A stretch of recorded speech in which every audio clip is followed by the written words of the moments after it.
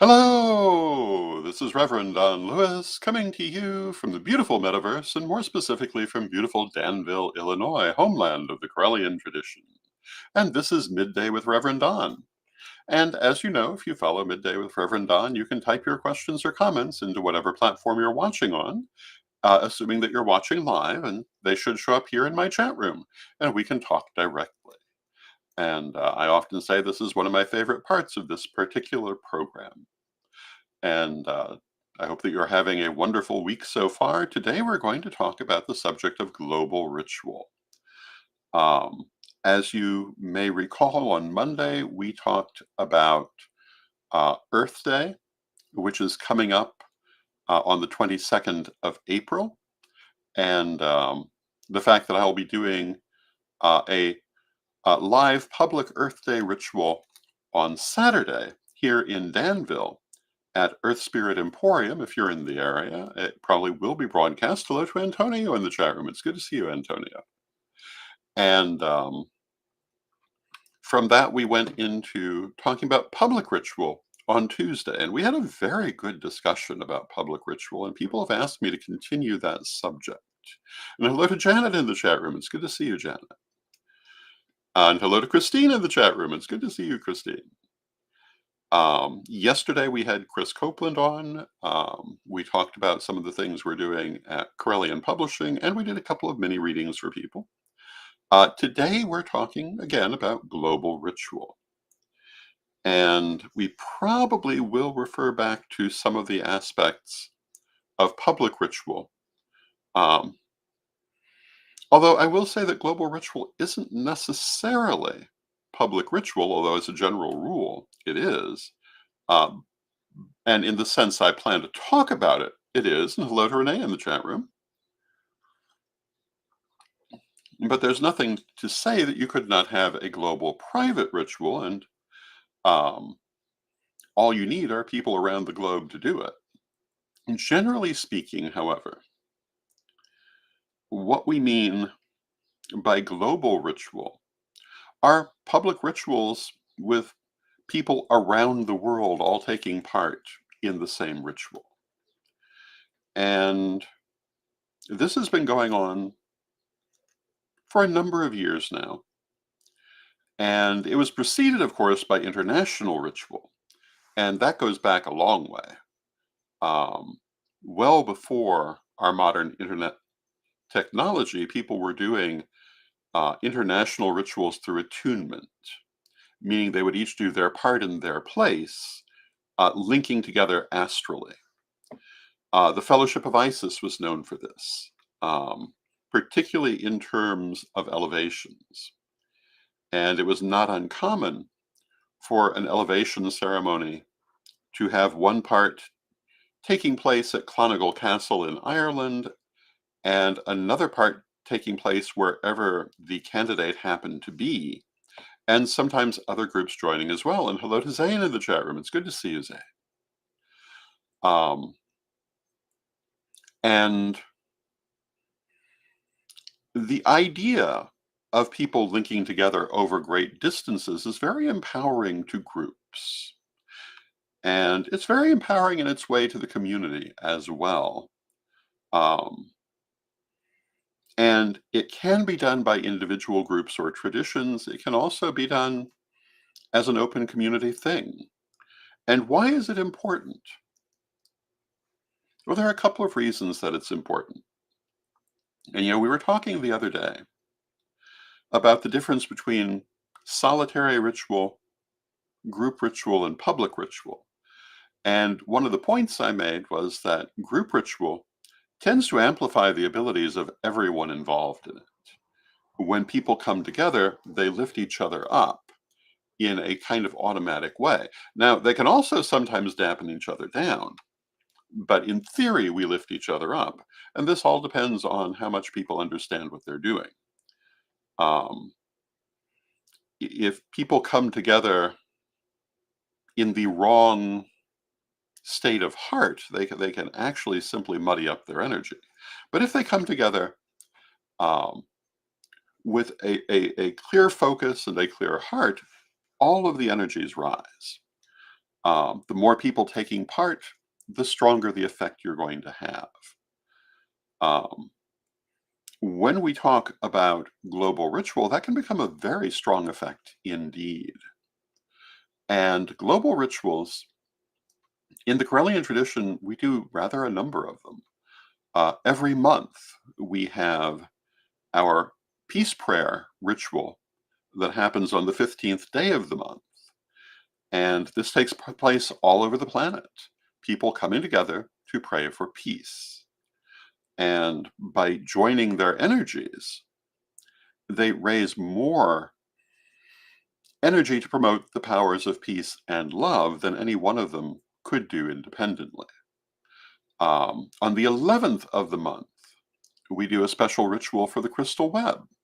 And, the same thing is true. When many people come together, um, being distributed over many different geographic points, they raise more energy than any of them, or at least most of them, could do alone. And because of the geographic distribution, um, even before they send it out, it's already more widely distributed. And hello to Steve in the chat room. It's good to see you, Steve.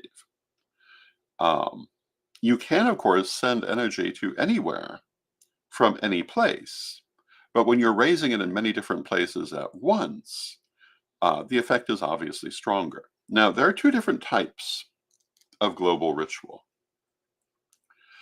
Um, one is where everyone takes part at the same time. And that means that they will be at different times of day in different parts of the world, sometimes very substantially different. For example, our guest yesterday, Chris Copeland, was joining us from the Netherlands. And for us, it was 12 noon Central Time. For her, it was 7 p.m. in the Netherlands. Um, when people do international ritual all at the same time, it's at that same moment, but it's not the same clock time for each of them. It will be very different. And this is both good and bad. In one way, it focuses all that energy at exactly the same time, but it can be inconvenient for people to do.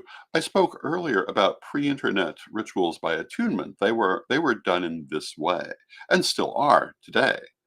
When you do a ritual by attunement, where you have people in different areas who are attuning to one another astrally, they will generally do it at the same time. It doesn't have to be, but they generally will. Um, although this too can be done in other ways. And when you do this kind of ritual, globally speaking, or even just over any wide geographic area, everyone has to be very mindful of their time, because it can be very easy to confuse time zones when we're dealing with the whole world. And, with the Karelian tradition, we have people all over the world. Um, in the main tradition, not to mention the offshoots of the tradition, there are people everywhere. And there have been people in places like Antarctica where there are not necessarily people now because there's not a permanent residency there. But there have been times that there have been people joining even from that sort of region. And lining everyone up to the exact same moment is a bit of an operation. Um, the other kind of ritual done globally is called a rolling thunder ritual. And I believe it's Operon Zell who came up with that term. Um, a rolling thunder ritual operates differently, but still over a vast geographical area. A rolling thunder ritual has everyone doing the ritual at the same time in their time zone. So let's say that the ritual is timed for 4 p.m. Um, that would be true for me at 4 p.m. Central Time. It would be true for someone else at, say, 4 p.m. Eastern Time, even though there's an hour difference. And what this does is the ritual gradually unfolds around the planet, um, moving forward through the different time zones. And this is also a very effective international global ritual format. And the other interesting thing about the this kind of format for a global ritual is that you can follow it over a 24-hour period and have reports on it and talk about how it's doing. And why would you want to do a global ritual? I said one of the reasons is to raise a greater amount of energy and more effectively distribute it. But the other thing, of course, is it pulls people together in their common cause. It allows them to work together when they might not otherwise have a way of ever doing ritual together. Um, when when we do a global ritual, we have people in North America, South America, Europe, Africa, Australia, the Philippines, parts of Asia, all working together on the same ritual. And think about what that actually means to people. Um, Add to it now the technology we have today, and we can actually see each other. If we're doing the exact same moment of time, we can do it through a format like this, where we can actually see each other doing the ritual, depending how many people are involved. Some of our Corellian illustrations have been done that way, with people uh, simultaneously live casting from around the planet. Um, the coming illustration is a little more locally focused, because it's been so long since we were able to do that, since before the pandemic. But that international character will still be there, and there will be international participation.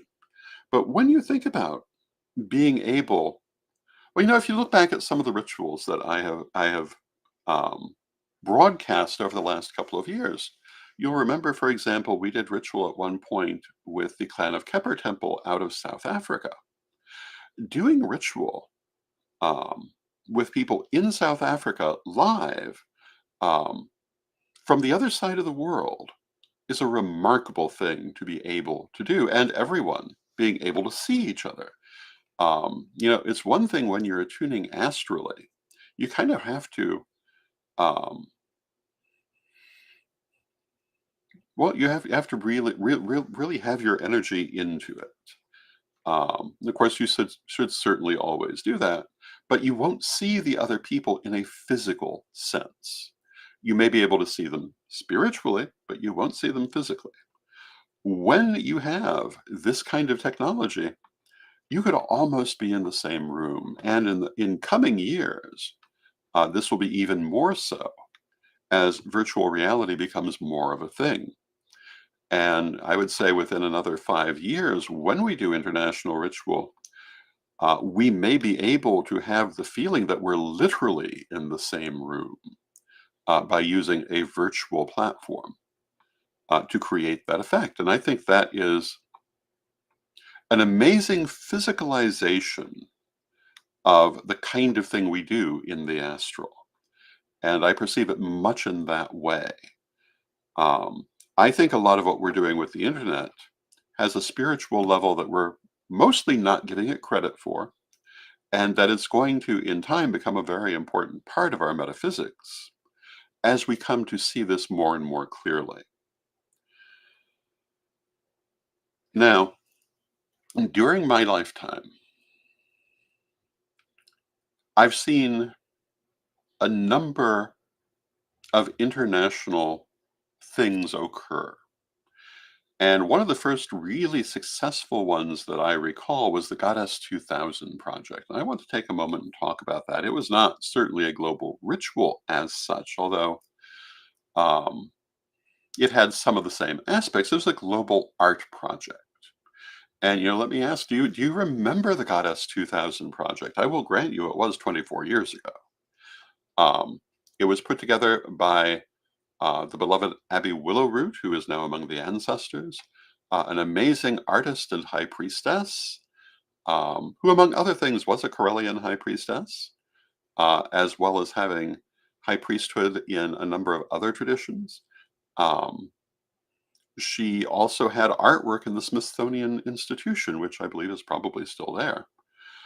Abby was a remarkable woman, and she came up with the idea that she could help the pagan community come closer together by giving them an activity that had nothing to do with politics or tradition or liturgy, but rather simply with the idea of love of the goddess and creativity.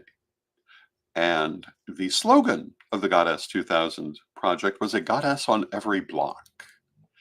And the idea was you make an artistic representation of the goddess, however you wish to do that, however you perceive her, however you um, wish to represent her.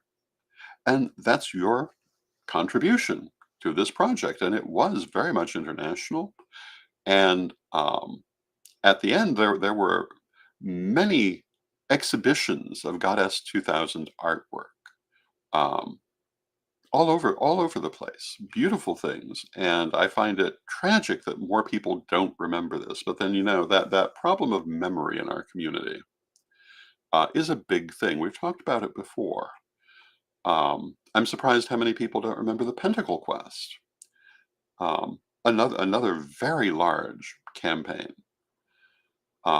But I would have to say that the Goddess 2000 project was the first really successful international pagan project that I recall really coming off well and accomplishing its purpose, which was to pull people together in a non-confrontational situation. Because so often, prior to that, when people came together, it became a matter of my tradition is better than your tradition. In the end, there can be only one type of attitude. By putting the emphasis on artwork, on creativity, and simply on goddess, that element was not present in the Goddess 2000 project, and many other things followed this lead and really helped to draw our community together in a way it had not been able to come together previously. Um, and I have always thought that was a huge contribution to our future. Now, when we talk about global ritual, of course, the Goddess 2000 project was not exactly a ritual, but it was a global activity. Global ritual serves some of these same purposes. As I said earlier, a global ritual can be the idea of a ritual within a particular tradition. In our Corellian tradition, we often do global rituals. We are certainly not the only tradition that does that, but there are also occasions when people come together regardless of their tradition to do global ritual. And this, like the Goddess 2000 project, gives us a way to all come together in a positive manner. And hello to the little pagan that could. I love that name. And the little pagan that could says, I've not heard of the rolling thunder idea before, but I actually love the idea of a ritual, sort of following the sun or moon around the globe, as each person does the ritual in their time zone. That's exactly what a rolling thunder ritual is. And both of these formats, the simultaneous ritual and the gradual rolling thunder ritual, are very good ways of doing global ritual um, or any geographically widespread ritual, even if it's perhaps not quite that widespread. But it helps people to have um, this way of coming together. And of course, much of this is through attunement. You're linking your energy astrally. Um, but again, today we also have all of this technological ability to put with it. Um, and it's wonderful to link our energy astrally. There's also something to be said for being able to see one another. And I was never very fond of the old chat room rituals where everything is typed out. Because I just really didn't feel the same personal connection. I do find that with video ritual. Although I do know that many other people felt that very much through chat room ritual, and it was very good for its time. And I took part in many of them. But I find that using video to connect people for worship and magic over wide areas is one, it's revolutionary, though we don't think of it that way. And it's a huge step forward, I think, in helping us to have a tight international global connection with other people. Now, people are always people. So, we can do everything we want to do to pull ourselves together.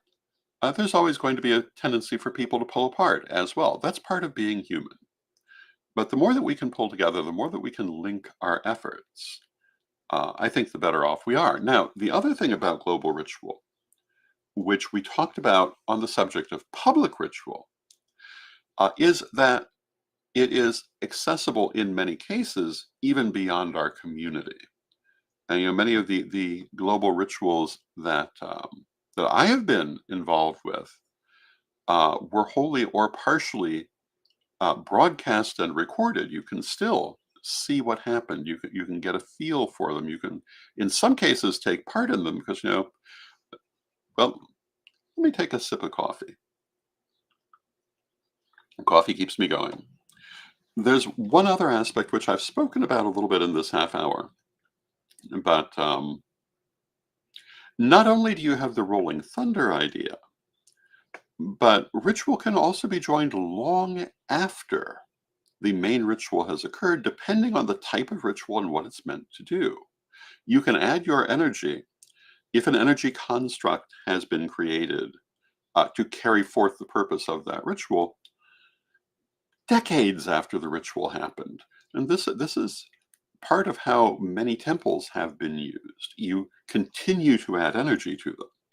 And with our current technology, the idea of an eternal ritual that is begun by people um, at one point in time, but continued long after those people have crossed into spirit and joined the ancestors, is very much a thing that can now be in a way that it could not really be in the past. The idea has always been something that can happen, and people have done such things, but not like we can do them now. And one of the things, having come so close to, I mean, I've come close to death a number of times in my life, but this last year was very close. And one of the things that I'm very aware of is that when I have joined the ancestors, I'll still be here talking to you if you're still listening, because my image and my recordings, and probably the AI version of me, will still be here. And there is also a theory, which I fully intend to find out about in the fullness of time, um, that we can also use as part of our reincarnational cycle. Um, these visual images we're creating, these computer images we're creating, as a vehicle for our soul. And if you're familiar with the use of statuary in traditional paganism, you know that it has been used this way to link to a particular spirit who is then believed to express itself through the statue. Particularly temple statues, certain ancestral statues have been used that way. This is a far more effective version of that same idea. So when we talk about global ritual, um, which is ritual taking place over a wide geographical dispersion, ritual can also take place over a wide chronological dispersion, much more than just over the course of 24 hours, over the course of endless years in circumstances where it's intended for that and designed for that. And I think that we will see more of that going forward, if only because I'm likely to do it myself. So these are some of the things for us to consider as spiritual people as we look at new technology and as we look at how we do ritual and what we do ritual for and the techniques of our ritual, that while we've always had these possibilities in an astral form, we have them in a far more physical form now. And this is only going to increase as we go forward. And it is ridiculous for us not to be looking at how to adapt this. So, why do we want global ritual? Why would we want long-term chronological ritual?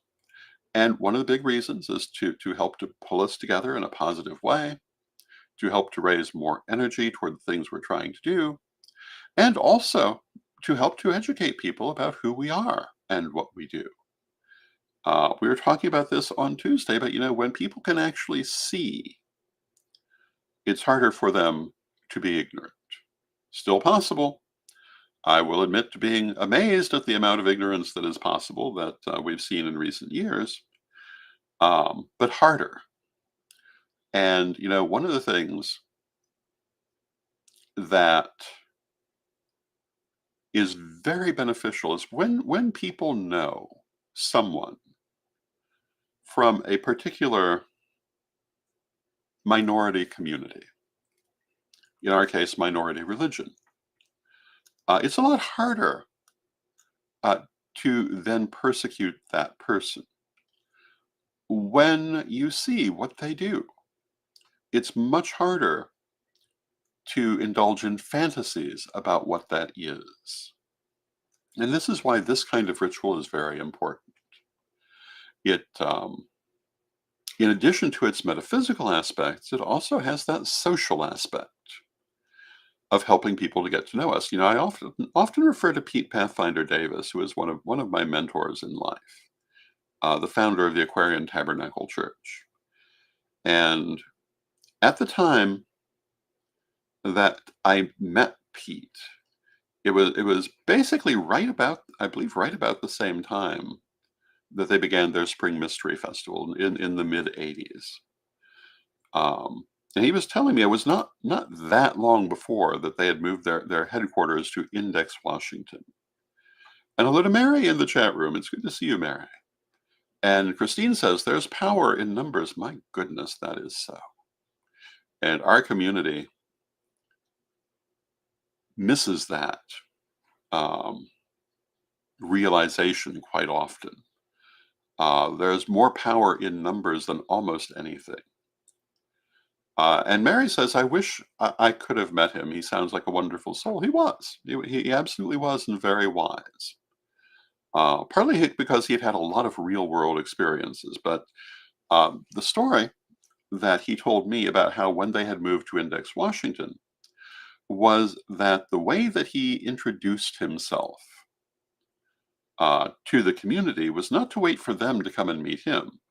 He went out and introduced himself to all of his new neighbors. But he did not go and say, "Hi, I'm I'm Pete Pathfinder, the head of the Wiccan church that just moved in next door." No, he said, "Hi, I'm Pete Pathfinder," or actually, "I'm Pete Davis." And he got to know them as people first, and this helped tremendously as they learned more about him. And I've talked endlessly about how he joined the Washington State Interfaith Council, and that part of why he was so successful there and eventually became president of the council um, was that he made a point to speak their language. He used interfaith techniques, and getting along in the world is something that um, there is an art to. Getting along as a person in a position of respect within a minority religion requires a certain mindset and willingness to meet people where you find them. Because, as with Pete and the neighbors, they're not going to come introduce themselves to you. You must introduce yourself to them, and you must do it in the way that's going to be most effective, and you should think about that. But with that, I see we've come to the end of our half hour. Tomorrow will be our weekly roundup. I also want to take a moment to recommend to you my Patreon at revdonlewis.com. We do a number of interesting things at my Patreon, notably my Monday night chat room, and I hope that you'll consider perhaps supporting me through that if you like the things that I do. Also, if you are interested in getting a reading, you can find that at CorellianPublishing.com. Myself, also Reverend Mary Hawk, Reverend Brian Ellicott, all available through CorellianPublishing.com. And with that, let us close with our prayer, as we always do. And Divine Mother Goddess, Divine Father God, beloved ancestors, we thank you for all that you do for us in our lives, and we ask you to help us to always consider the impressions that we make and to do the best that we can in building the image that we hope for others to understand about us, presenting ourselves as we wish to be perceived, and help us to come together in positive ways and to do the next right thing constantly in our lives. There will always be successes and there will always be failures, but there is always also the next right thing. And help us always to find it. Beloved Mother Goddess, beloved Father God, beloved ancestors, we thank you with great love and thanks, and knowing you are always with us, but from respect, we thank you for your presence, and may you be blessed now and always. And I thank you for your presence, and may you be blessed now and always.